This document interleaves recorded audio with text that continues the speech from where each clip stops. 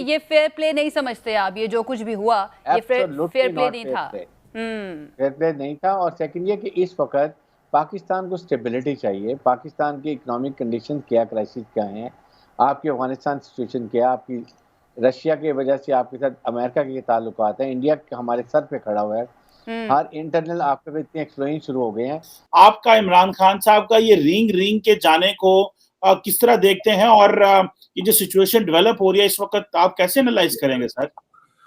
चीमा साहब, ये जो खतरनाक एक दौर था, मैं आई एम ग्लैड कि इट इज ओवर नाउ, और अल्लाह करे कि इस तरह ओवर ही रहे ये, क्योंकि ये खान साहब ने प्रूव कर दिया है कि he can not be A prime minister, he is not a good leader.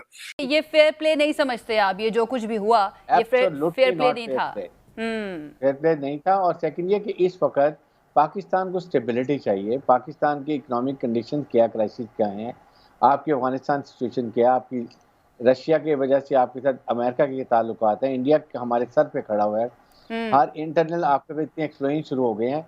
तो क्या ये जो हुकूमत आई है ये इन पे काबू पा सकेगी? और अगर नहीं, और सेकंड ये बात है कि जितना ये डिले करेंगे, मेरे ख्याल में सबसे बड़ी ऑपोजिशन की गलती ये है कि इन्होंने इस वक्त इमरान की हुकूमत को डाउन किया है। अगर इमरान की हुकूमत 6 महीने और रह जाती, जिस तरीके से वो नाकाम हो रहे थे, उनका ग्राफ नोज डाउन जा रहा था, ये 6 महीने बाद पीटीआई का टिकट लेने वाला कोई ना होता।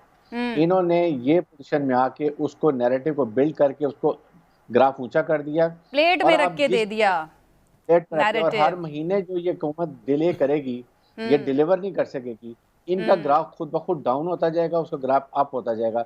आई थिंक इन्होंने अपने पाँव पे खुद कुल्हाड़ी बांधी है, और इसको अब अवाम को फैसला करना है कि पाकिस्तान के वसी तर फवायद के अंदर और सॉवरेनिटी के अंदर किसको लेके आना चाहिए। आई थिंक हम ये अब बेस्ट टाइम था कि इस वक्त सुप्रीम कोर्ट ये डिसीजन लेती कि ठीक है उन्होंने अपनी पावर्स को एक्सीड किया है, लेकिन मुल्क के वसी तर फवायद के अंदर हम ये फैसला करते हैं कि अब क्योंकि पहले ही डिसफंक्शनल कैबिनेट है, असेंबली डिजॉल्व हो चुकी है, प्राइम मिनिस्टर ने इसको जनरल इलेक्शन, प्रेसिडेंट ने फॉरेन मिनिस्टर अनाउंस कर दिए हैं। सो अवाम should, political party should go with general election, और उसमें अवाम मैंडेट ले, जिसको मैंडेट मिलेगा वो पार्टी आके हुकूमत चलाए। इससे ना इनारकी होती। अब ये जो स्ट्रीट पे इमरान खान की पार्टी जाएगी और जो कुछ होगा, क्या ये पाकिस्तान के फायदे के अंदर है? ये question are to be answered by the president. आपका इमरान खान साहब का ये रिंग के जाने को किस तरह देखते हैं, और ये जो सिचुएशन डेवलप हो रही है इस वक्त आप कैसे एनालाइज करेंगे सर? चीमा साहब, ये जो खतरनाक एक दौर था, मैं आई एम ग्लैड कि इट इज ओवर नाउ, और अल्लाह करे कि इस तरह ओवर ही रहे ये, क्योंकि ये खान साहब ने प्रूव कर दिया है कि he can not be A prime minister, he is not a good leader. पहले जो मेरे नजर में यह था कि he was not a good manager. Manager से मुराद ये है कि अच्छी टीम नहीं ला सके, अच्छे डिसीजन नहीं ले सके। जिस बंदे ने 3 साल में 4 यू टर्न लिए हों, वो किस तरह लीडर हो सकता है? ये कहाँ कंटेनर पे उस वक्त जो डीजे भट्ट की पार्टी होती थी कंटेनर पे, वहां से निकले हैं, फिर ये इन्होंने फौरन यू टर्न मारा है रियासत मदीना की तरफ, हजरत उमर की तरफ, और उसके बाद साथ ही इन्होंने गद्दारी और अमेरिका के खिलाफ जिहाद का ऐलान। मेरा मकसद कहां से लेकर कहां आ गए। अल्लाह ताला माफी दे कि ये किस तरीके से इन्होंने पाकिस्तान के साथ धोखा किया है कि उनको नया पाकिस्तान, एक प्रोग्रेसिव पाकिस्तान, नौजवानों को करोड़ों नौकरियां, लाखों घरों का वादा करके और 200 पे डॉलर छोड़ के गए हैं, और जिस तरीके से दुनिया में पाकिस्तान को जलीलो ख्वार किया गया है उसकी मिसालें मौजूद नहीं है माजी में। मुझे 36 साल हो गए इन ममालिक में रहते हुए। Vote of no confidence is not a big deal. इनकी सियासी मौत हो चुकी थी जिस दिन इनको एमक्यूएम ने छोड़ा था। अगर कोई थोड़ा बहुत करैक्टर होता, कोई शर्म लिहाज होती, तो शाम को घर चले जाते और फिर वापसी की तैयारी करते। लेकिन अफसोस के साथ मैं कहूंगा कि 4 दफा अदम एतमाद पेश हुआ पाकिस्तान की हिस्ट्री में, और लिखा जाएगा हिस्ट्री में कि Imran Khan was the first person के जिसने एक तो पाकिस्तान की हर चीज की कुर्बानी दी, फॉरेन रिलेशनशिप की, वजारत खारजा की, और फिर अदम एतमाद में जिस तरीके से जलीलो ख्वार होकर वो घर गए हैं, जिस तरह की चहमगोइयां और खबरें इस्लामाबाद में घूम रही हैं, मैं समझता हूं कि ये शर्मिंदगी के अलावा कुछ भी नहीं। और Pakistan is isolated. Pakistan is the corner. Pakistan's future is in jeopardy right now. कौन कम्युनिकेट करेगा आपसे, कौन एतबार करेगा आपसे, कोई भी डिप्लोमेट। वजारत खारजा के अफसरान इस वक्त सरापा एहतजाज हैं और खान साहब के बारे में आखिरी जो उनके लम्हात थे, nothing but full of embarrassment. NRO के लिए माफिया मांगते रहे, पांव पड़ते रहे कि नैब से बचाया जाए, मेरे ऊपर केसेस ना करप्शन के लगाए जाएं, बिलावल साहब को बना दिया जाए वजीर आजम, फौज आ जाए। मेरा मकसद है फौजी चीफ को बरतरफ करने की साजिश, फौज को आपस में पेशावर और पिंडी को लड़ाने की साजिश।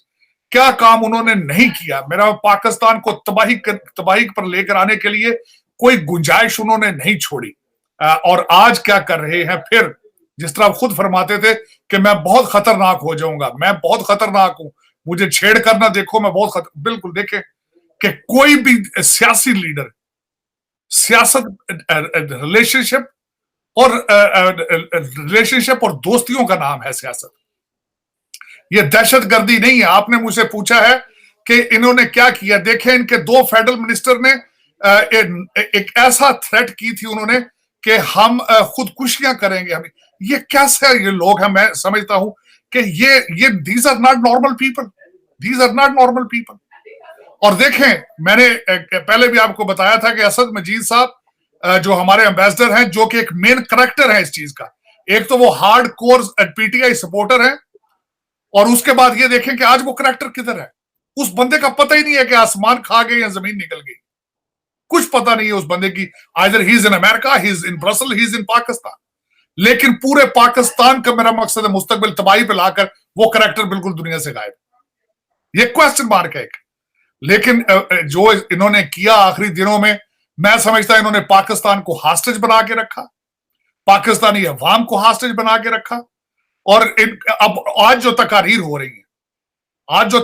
रही है, इनको तकरीब कारी की इस वक्त लोगों को जो तरगीब दी जा रही है कि नौजवानों निकलो बाहर, एहतजाज करेंगे हम पूरे मुल्क में और फिर इस्लामाबाद में आएंगे। और बल्कि एक वफाकी वजीर ने तो रावलपिंडी में जो तकरीर की है, मैं समझता हूं अगर इनके बारे में कोई लफ्ज कहे तो उसको मोहसिन बेग बना दिया जाता था। लेकिन आज उन्होंने बिलावल भुट्टो के लिए इतने नाजेबा अल्फाज इस्तेमाल किए हैं जो कि मैं यहां रिपीट भी नहीं कर सकता। लेकिन मैं ये जरूर बात कहूंगा चीमा साहब कि इस बंदे को और इसकी पार्टी को लाइसेंस टू किल था इनके पास। ये इनके जो लौंडे लपाड़े जो इंपोर्टेड थे, वो जो मर्जी कह लें, उनके बारे में कोई ना कोई FIA एक्टिव होता था और ना कोई एजेंसी एक्टिव होती थी, जो मर्जी कर ले। लेकिन इनके खिलाफ कोई बंदा बात करे तो फिर उसको उन्होंने इबरत का निशाना बना देते थे। देखिए, मोहसिन बेग को मार मार के मूवियां बना मुझे कल किसी पाकिस्तान से ये खबर मिली है कि मोहसिन बेग को उनके ऊपर तशद्दुद की डेली बेस पे रिक्वेस्ट की जाती थी कि मूवी बना के भेजी जाए।